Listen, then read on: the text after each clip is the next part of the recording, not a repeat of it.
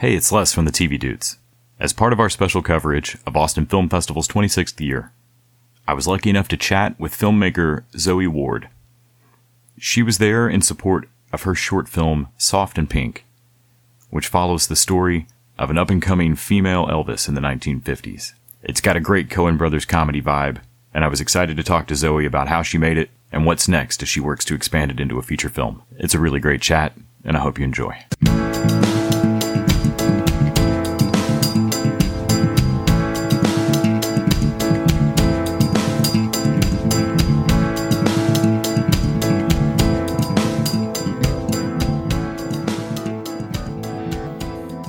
This is Les with the TV Dudes, and I'm here with Zoe Ward, who wrote and directed the short film that I just got to watch called Soft and Pink.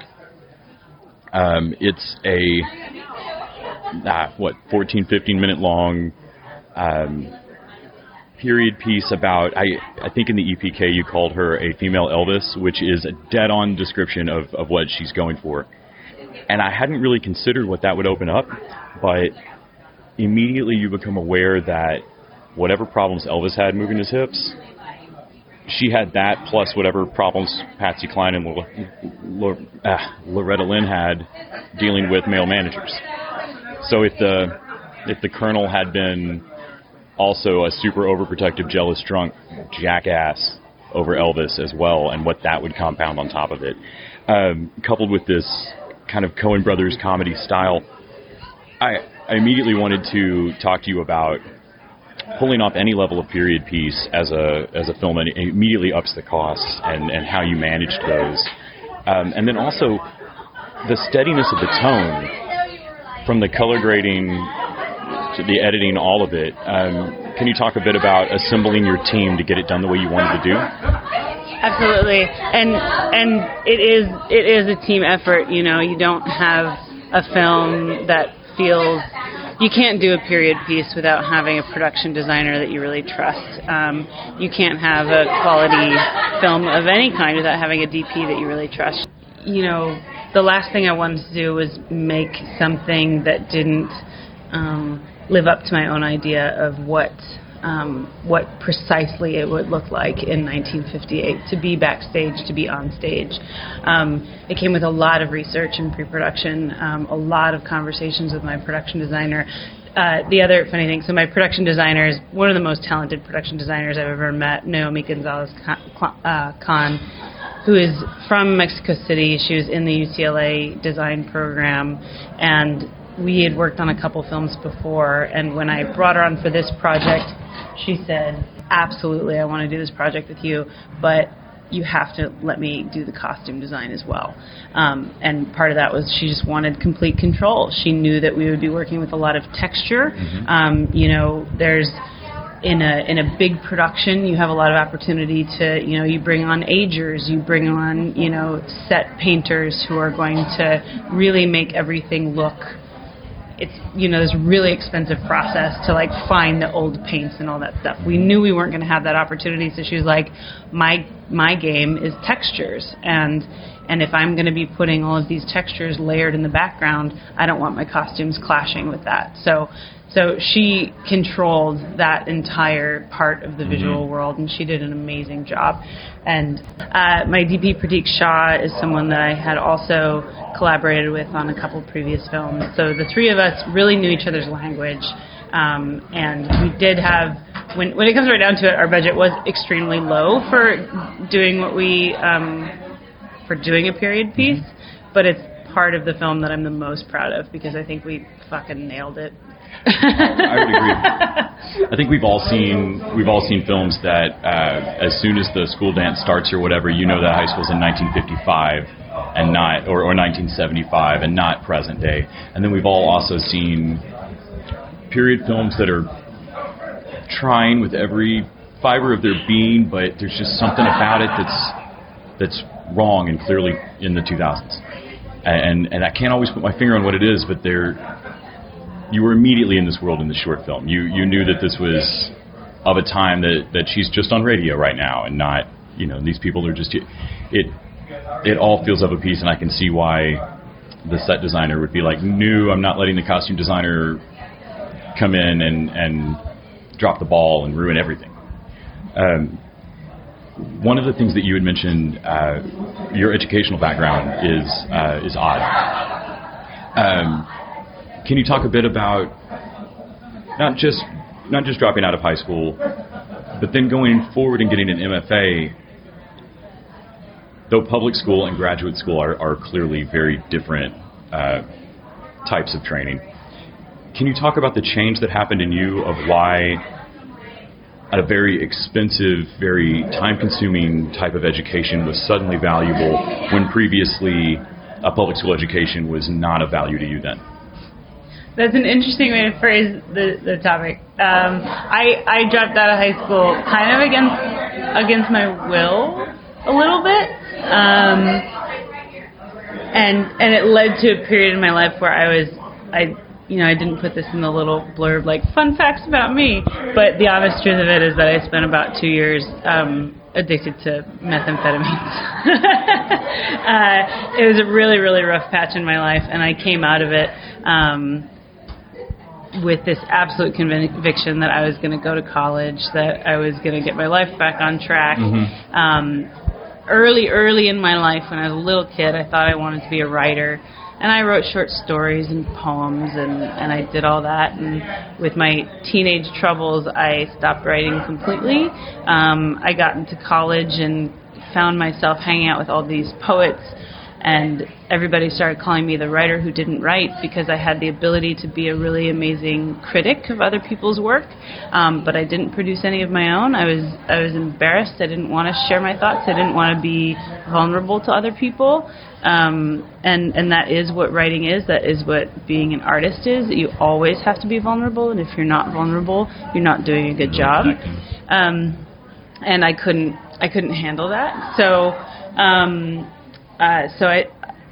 it really wasn't until I found filmmaking in my late 20s that I realized that I still had that passion for writing. And when I first learned what screenwriting was, it was incredibly appealing to me because it's the process wherein you tell a story once on the page, and then in order to shoot it, you have to tell the story again, and it changes. And when you edit it, the story changes again. So you have these 3 opportunities, and none of them are 100% you. The writing might start out as 100% you, but you have to get notes so other people's opinions start circulating. When you're shooting it, obviously, you're on set, and your job as a director is less about enforcing your own vision on something than it is about gracefully incorporating a lot of people's ideas into one product and making sure it remains cohesive. And then editing, if you're not editing it yourself, you're almost 100% handing it over for someone else to tell. So it allows you to be vulnerable and virtually invulnerable because it is such a collaborative process. So it felt to me like, oh, that's what I've been wanting to do this whole time. I've wanted to be a creator, but I can't do that without being a collaborator as well. And when I had this great epiphany about myself, I was 28, 29, and I knew I had passed that time in my life where I could reasonably spend 5 to 10 years PAing on sets in LA. It just didn't feel practical. And I was also really hungry to know what the process of filmmaking was about in every facet of it. And I'm bossy as hell, so I really wanted to get very quickly to the point where I could be the boss. And the worst directors think of themselves as bosses, but you also have to kind of have that bone in your body of being able to say, no, this is how we're going to do it. And I knew I had that. So I was like, I got to go to film school. But honestly, I didn't imagine a professional career for myself as a director until I got into UCLA. I applied to UCLA, and every 2-bit, we just started our production arm or production department 2 years ago. Those are the places that I was applying it to. I applied to UCLA because you had to. Yeah, and it's that school. Right, it's that school. The only other real production program I applied to is UT Austin. So I applied to 10 schools thinking I'm just going to learn how to do it. I'm going to spend my life teaching community college production classes. I'm going to be a happy little fish in the pond, right? And then I got waitlisted for UT Austin. and I got into UCLA, and I got into every other program I applied to. And so that was my moment of validation, coming at the age of 30, which was like, you know, people are interested in whatever little 2-bit projects I'm doing. I can do this on a bigger scale. I'm going to go to UCLA and take myself seriously, and so I did. So, yeah. I've heard it said that like if you want to write something alone, or you can write a novel and throw it in a desk drawer, at most you'll have a one-to-one back and forth with an editor, but it's pretty much solipsistic. And that if you write a screenplay, you haven't whole cloth written a thing yourself. You've written an invitation to collaborate. And that from that point forward, that's your document to invite people into your project. And then in talking to folks this weekend, someone mentioned being at UT Austin and having a professor that would let them either write it, direct it, or edit it, 2 of the 3 on their project in the class. And it was to like force you to let go of some bit of it. But what I've noticed in talking to everybody is this sense, especially on smaller budget projects, that you've got to find your past collaborator, almost co-conspirator, or family of people who really get it, because there's going to be days underpaid or not paid or just cheap, or times when you just got to roll with it and you end up recording an interview in a stairwell. Can you talk about finding your team to be able to get done what you want to do at the standard that you want to do it, but be able to make it happen in a time frame you can live with? Yeah. You had mentioned Pratik Shah. Pratik Shah. Who I mean, the look of the film is fantastic. But how did you put together your team?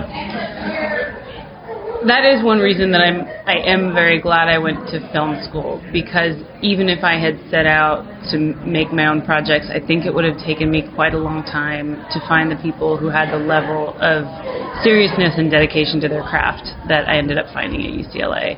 I was fortunate that Pratik was in my incoming class at UCLA, and it took us maybe 3 weeks to find each other and say, yep, you're my guy, you're my gal, like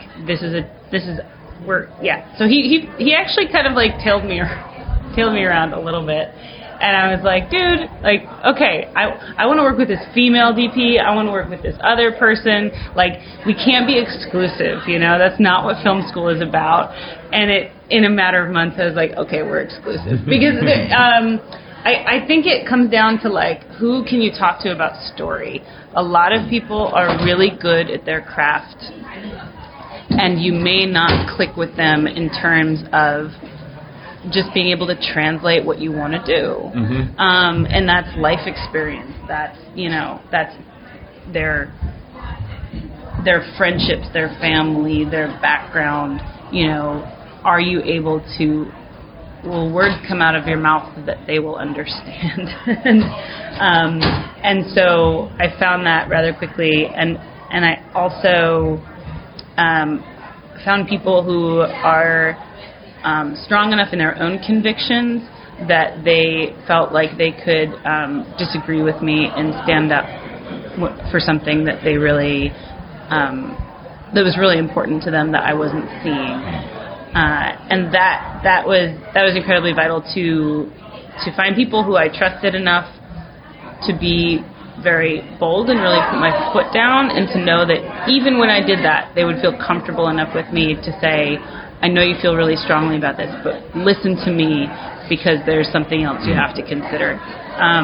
It's a really delicate dance, and I lucked out. Naomi and Pratik are 2 incredible people. I've heard that a little bit before about film school sometimes, that it can feel like going into debt to find your coworkers or find your partners, business partners. Yeah, that's exactly what it is. It's an adage that travel expands. Everybody ought to travel just to be better people. But can you talk a bit about, do you feel like travel has influenced the types of stories you tell, or the way you like to work behind the camera?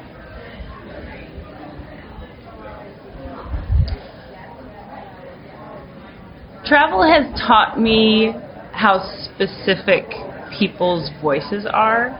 It's probably taught me more about my writing craft than my directing craft.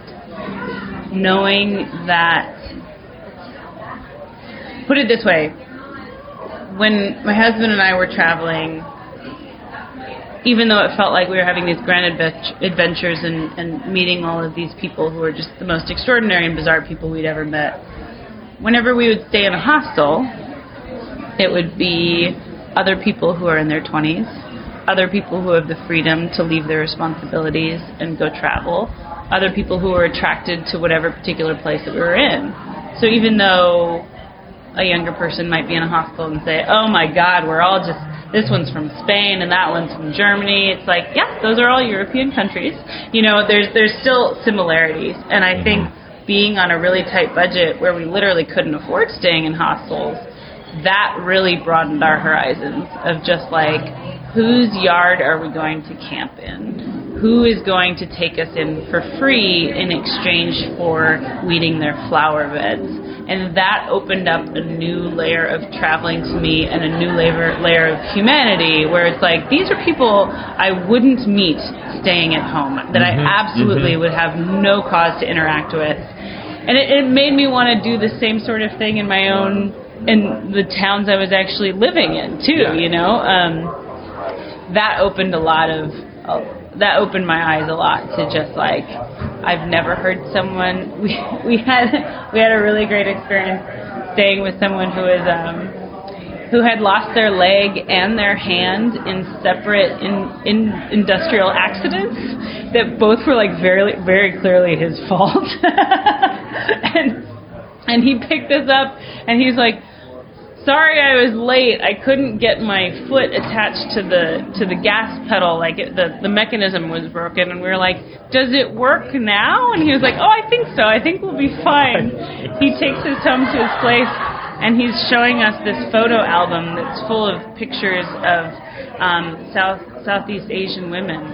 And he, for the past 10 years, had been like vacationing in various parts of Southeast Asia and meeting girlfriends and spending a week at a time with them, and he'd collect them in this. And it was just like the creepiest, weirdest night of my life, and I was like, I didn't know this kind of guy existed. Like, that's his whole sweet life. That's his whole sweet life.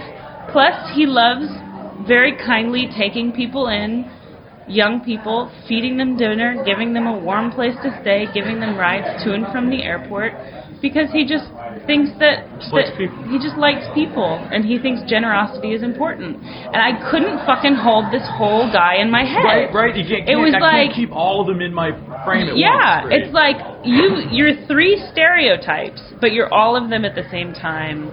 And if you wrote this into a short film, I'd be watching it going, I don't know if I believe the characterization here. Exactly. And I feel like that gave me what felt like a lot of latitude as a writer to just like, if I can imagine it, I can write it, you know? Yes.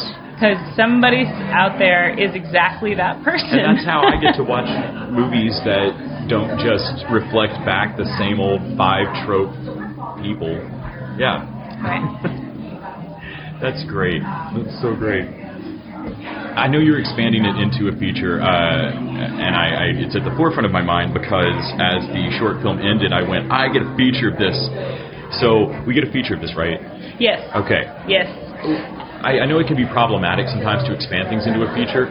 There's clearly so much that's going to happen right after this ends, and so much that has happened to build up to now. Have you run into any huge hurdles as a writer or happy accidents as you've expanded it out? The writers' conference just ended, and there's a writer named Meg LaFauve who wrote Inside Out, The Good Dinosaur. She's the major like Pixar writer, and I followed her around from panel to panel because she was doling out the best advice I'd ever heard, and a lot of it was on character and how character has to be the thing that motivates plot, and also how if you expect your character to go on this hero's journey and to go to the darkest, deepest depth, then you as a writer, you also have to take that journey, and you have to dig very deep within yourself in order to create authentic character. One thing that I've struggled with writing the feature, I've done 3 page 1 rewrites.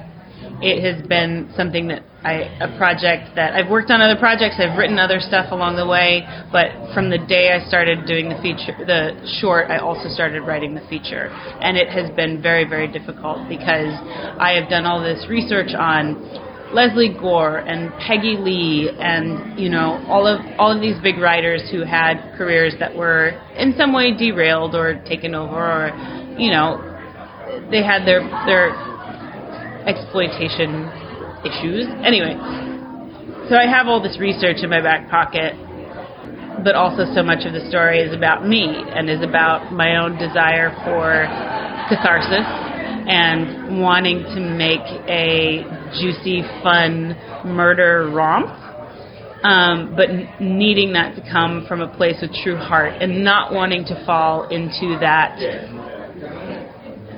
category of violent movie where it's like this is your average violent movie, except we've replaced the male protagonist with a female protagonist, which I think is a very popular trope right now, and I don't want to fall into it because I don't think that Queenie Carr, my protagonist, is someone who wants to be a murderer. I think she takes no joy in the things that she has to do in order to maintain control of herself and her own life.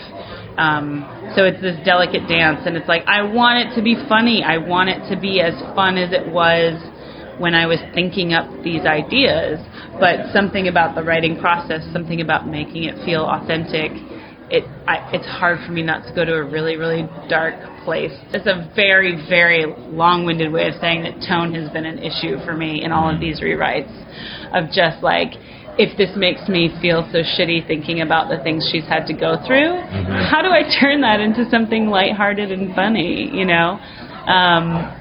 Fortunately, there's like a lot of great examples, and I'm trying to watch as many movies as I can. Yeah, it's been kind of it's been an interesting journey, and I feel like I've made some major breakthroughs lately that I think I see where I'm headed now. But this feels like the project that's inside me, and that's very scary. Very scary. Well, I'm hoping everybody gets to see the short film, and I am really looking forward to seeing the feature. Thank you so much for talking to me about it all today. I really appreciate it. Thank you very much, Les. I appreciate it.